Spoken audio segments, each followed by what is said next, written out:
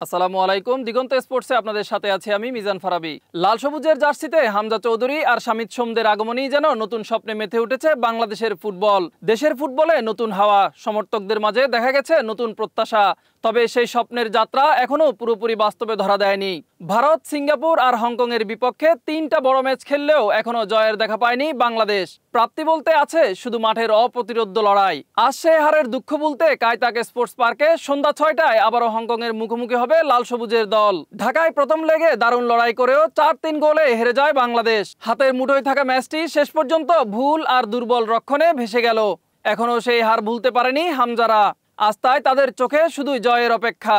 Asian কাপে মূল পর্বে খেলার স্বপ্ন এখনো সমীকরণে আটকে আছে। ৩ ম্যাচে বাংলাদেশের পয়েন্ট মাত্র ১। তারপরেও হাল ছাড়ছেন না অধিনায়ক জামাল ভুঁইয়া। হংকংয়ের সাথে পরিসংখ্যানও পিছিয়ে আছে বাংলাদেশ। এখন পর্যন্ত ৫ ম্যাচ খেলে ১টিতে ড্র, ৪টি ম্যাচে হেরেছে টাইগাররা। তবে এখনই হাল ছাড়ছেন না বাংলাদেশের অধিনায়ক। বাকি ৩ ম্যাচে ৯ পয়েন্ট নিয়ে কোয়ালিফাই করার স্বপ্ন দেখছেন জামাল ভুঁইয়া।